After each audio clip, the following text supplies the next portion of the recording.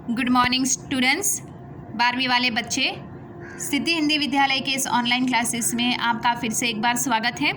अब यहाँ पे हमारा ये जो लेसन चल रहा है, ये जो पार्ट चल रहा है भक्तिन यानी लक्ष्मी के जीवन के ऊपर किस प्रकार से मतलब वो कहाँ पे उसका जन्म हुआ, उसके ससुराल के लोग उसके साथ कैसा बर्ताव करते हैं, वो कितनी परेशान हो जाती है, उसकी बेटी की जो शादी हो जाती है, उसका पति की भी मृत्यु हो जाती है, उसकी बेटी विधवा हो जाती है, उसके साथ ही वो रहती है और दोनों मतलब सब मिलजुल के यहाँ पे खेती बाड़ी संभालते हैं। भक्तिन की बेटी की शादी एक पूर्व आयोजन के योजना के तहत यहाँ पे उसकी बेटी की शादी कर दी जाती है और गले पड़े दामाद के साथ यहाँ पे उनको अपना जीवन निर्वाह करना पड़ता है। भक्तिन के ऊपर काफ़ी समय से उसकी स्थिति खराब हो जाती है, तो लगान हद से ज़्यादा बढ़ जाता है, तो वो चुका नहीं पाती है, तो शहर जाती है। शहर में महादेवी वर्मा से मुलाकात होती है, उनके घर में रहती है। लक्ष्मी का जो ये यहाँ पे व्यवहार है अर्थात भक्तिन का, महादेवी वर्मा उसको समझने को बहुत प्रयास करती है, लेकिन उनको थोड़ा अजीब लगता है।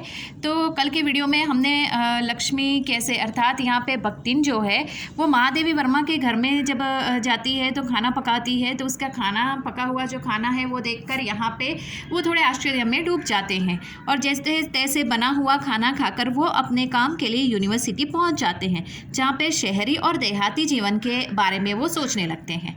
यहाँ तक हमने देखा था। अब बच्चों यहाँ से थोड़ा और आगे बढ़ते हैं।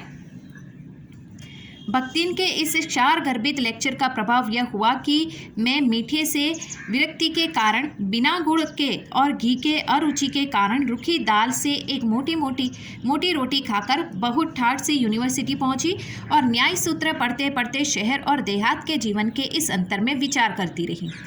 अलग भोजन की व्यवस्था करनी पड़ी थी अपने गिरते हुए स्वास्थ्य और परिवार वालों की चिंता निवारण के लिए, पर प्रबंध हो गया था कि उपचार का प्रश्न ही खो गया। इस देहाती वृद्धा ने जीवन की सरलता के प्रति मुझे इतना जागृत कर दिया था कि मैं अपनी असुविधाएं छिपाने लगी। सुविधाओं की चिंता करना तो दूर की बात। अब यहाँ पे भक्तिन जिस प्रकार से खाना पकाती थी, यहाँ पे महादेवी वर्मा के स्वास्थ्य के अनुरूप नहीं था, तो महादेवी वर्मा के परिवार वाले यहाँ पे महादेवी वर्मा की स्वास्थ्य की चिंता करते थे। तो महादेवी वर्मा ने सोचा कि अलग खाने की व्यवस्था की जाए, लेकिन यहाँ पे उनके कहने का मतलब ये है, भक्तिन के साथ रहते रहते उसकी जीवन शैली को देखते देखते यहाँ पे महादेवी वर्मा ने अपने ये जो खाने के प्रश्न को लेकर अपने परिवार वालों से ये बात छुपाना शुरू कर दिया और सुविधाओं की तो बात ही क्या। अब यहाँ पे भक्तिन के साथ रहते रहते यहाँ पे महादेवी वर्मा का जीवन अब थोड़ा अलग बनता दिख रहा है। अब यहाँ पे होता है ऐसा कि जैसे कि महादेवी वर्मा जो है वो इतने पढ़े लिखे हैं, इतने साहित्यकार के क्षेत्र में उन्होंने अपना बहुत नाम कमाया है। तो यहाँ पे महादेवी वर्मा ये भक्तिन के साथ रहकर उनके जीवन में क्या बदलाव आता है, उसकी शुरुआत यहाँ से होती है। इसके अतिरिक्त भक्तिन का स्वभाव ही ऐसा बन चुका था कि वह दूसरों को अपने मन के अनुसार बना लेना चाहती है, पर अपने संबंध में किसी प्रकार के परिवर्तन की कल्पना तक उसके लिए संभव नहीं। इसी से आज मैं अधिक देहाती हूँ, पर उसे शहर की हवा नहीं लग पाई। मकई का रात को बना दलिया, सवेरे मट्ठे का सौदा लगता है, बाजरे के तिल लगाकर बनाए गए पुए गरम कम अच्छे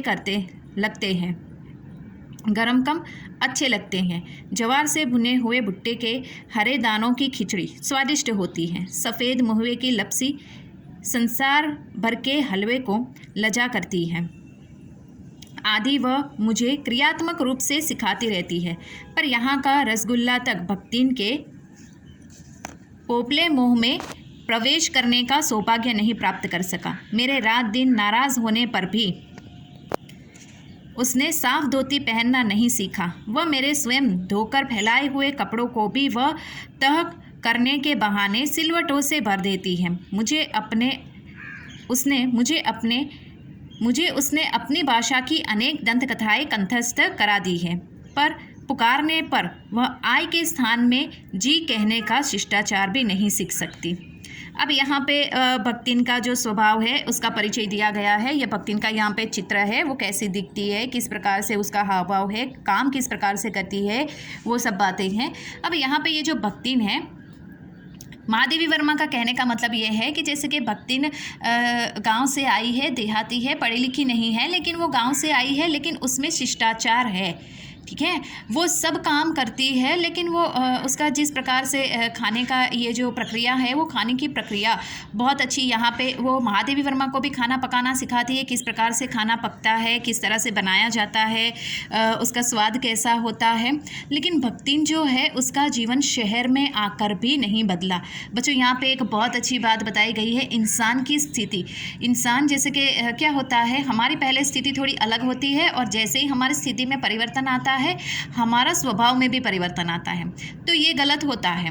ये भक्तिन के पात्र से हमें यहाँ पे सीखने को मिलता है कि भक्तिन एक गांव में रहने वाली एक मामूली सी औरत जो संघर्ष करके शहर में आई है, लेकिन शहर के रंग ढंग, उसकी जो चकाचौंध, उसको यहाँ पे अंधा नहीं बना रही। भक्तिन लोगों के जीवन में बहुत सारे बदलाव आते हैं, लेकिन भक्तिन ने कभी भी अपने आप को शहरी जीवन में नहीं डाला।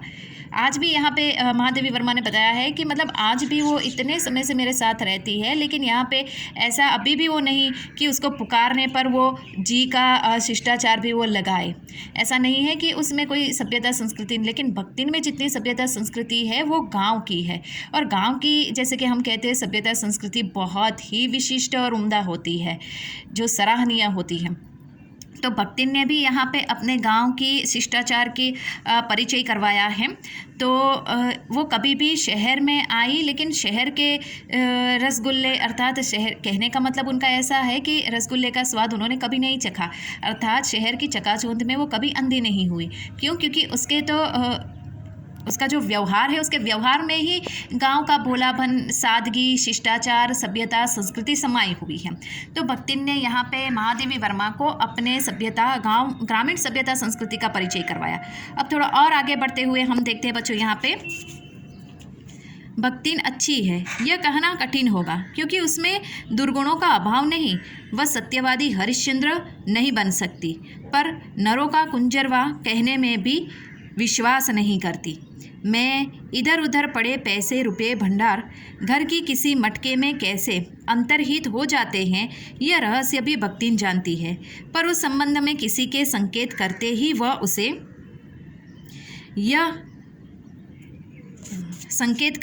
वह उसे शास्त्रार्थ के लिए चुनौती दे डालती है, जिसको स्वीकार कर लेना किसी के तर्क शिरोमणि के लिए संभव नहीं है। यह उसका अपना घर ठहरा, पैसा रुपया जो इधर उधर पड़ा देखा, संभाल कर रख लिया। यह क्या चोरी है? उसके जीवन का परम कर्तव्य मुझे प्रसन्न रखना है। जिस बात से मुझे क्रोध आ सकता है, उसे बदल कर इधर उधर करके बताना क्या झूठ है? इतनी चोरी और इतना झूठ तो धर्मराज महाराज में भी होगा, नहीं तो वे भगवान जी को कैसे प्रसन्न रख सकते और संसार को कैसे चला सकते। यहाँ पे महादेवी वर्मा ने बताया कि भक्तिन में कोई दुर्गुण नहीं है, ऐसा नहीं है, लेकिन भक्तिन थोड़ी अलग प्रकार की है। जैसे कि एक उदाहरण के तौर पे मैं बताऊँ कि जैसे कि हमें अगर राह चलते हुए किसी के पैसे मिले तो हम क्या करेंगे, दो ही ऑप्शन उसमें आता है, या तो हम उस पैसे को रख लेंगे, या फिर एक और उपाय कि हम उस पैसे को मंदिर में या कहीं और किसी को दान कर देंगे, या मंदिर की जो दान पेटी होती है उसमें डाल देते हैं। लेकिन यहाँ पे भक्तिन क्या करती है पता है? जैसे कि यहाँ पे उदाहरण के तौर पे उन्होंने बताया कि भक्तिन घर में अगर यहाँ वहाँ कोई पैसे पड़े हुए दिखाई दे तो वो क्या करती है, वो पैसे को उठा लेती है और संभाल के रख लेती है। अगर कोई उसके ऊपर कोई टीका टिप्पणी भी करे तो वो, जैसे कि यहाँ पे बताया गया है ना कि तर्क शिरोमणि, यानी कोई भी तर्क लगाने वाला, कोई बहुत बड़ा शिरोमणि यानी बहुत बड़ा प्रख्यात व्यक्ति को भी वो पछाड़ के रख दे, ऐसे जवाब देती है। किसी के यहाँ वहाँ रखे हुए पैसे उठाकर संभाल के रख देना कोई चोरी नहीं होती, कोई पाप नहीं होता। अब ये एक गांव में रहने वाली एक मामूली सी नारी है, स्त्री है, लेकिन फिर भी यहाँ पे उसकी समझ और उसके तर्क जो है उसके मतलब उसके साथ कोई यहाँ पे भिड़ नहीं सकता। भक्तिन इतनी मतलब सोच अलग रखने वाली औरत है जो यहाँ पे वो समस्त संसार में, ऐसा नहीं है कि वो सत्यवादी हरिश्चंद्र वो नहीं बन सकती, लेकिन यहाँ पे जिस प्रकार से उसका एक ही काम होता है, मतलब यहाँ पे अपने मालिक को प्रसन्न रखना। कैसे? तो वो भक्तिन अच्छी तरह से जानती है। इतना ही नहीं, महादेवी वर्मा जिस प्रकार से वो रहते हैं, उनको जिस प्रकार से कार्य है, तो महादेवी वर्मा जिस प्रकार से कपड़ों का इस्तेमाल करते हैं, तो उनके भी कपड़ों में यहाँ वहाँ मतलब ऐसे व्यवस्थित कपड़े मतलब सिलवटें बना देना, तो इस प्रकार से यहाँ पे भक्तिन का जो काम है वो थोड़ा विपरीत प्रकार का काम है। इसके लिए यहाँ पे मैंने आपको बताया ना, जैसे कि हमारे जैसे इंसान अगर उनको कोई ऐसे किसी के पैसे मिले तो हम लोग या तो फिर दो ही ऑप्शन है जो बिल्कुल साफ़ है, या तो हम चुप से अपने पास रख लेते हैं या फिर उसको किसी मंदिर की दान पेटी में डाल देते हैं या फिर किसी और को दे देते हैं कि चलो भाई किसी भी इंसान को। लेकिन यहाँ पे भक्तिन क्या करती है, उसको यहाँ वहाँ पड़े हुए पैसों को वो अपने पास रख लेती है, गुल्लक में डाल देती है, और फिर सामने से मतलब कोई पूछे तो भी वो इतनी तर्कता से सफाई के साथ ये जवाब देती है कि किसी के इस तरह से रखे हुए यहाँ वहाँ रखे हुए पैसों को उठाना कोई चोरी नहीं होती है, वो तो मैंने संभाल के रख लिए हैं। तो इस प्रकार से यहाँ पे भक्तिन अपना एक अलग ही परिचय करवाती है। ठीक है बच्चों, तो यहाँ तक हम रुकते हैं। नेक्स्ट वाले वीडियो में भक्तिन किस प्रकार से महादेवी वर्मा के और घर में कोई नया तरकीब करके दिखाती है, कुछ और तरकीब करती है क्या नहीं, वो हम देखेंगे।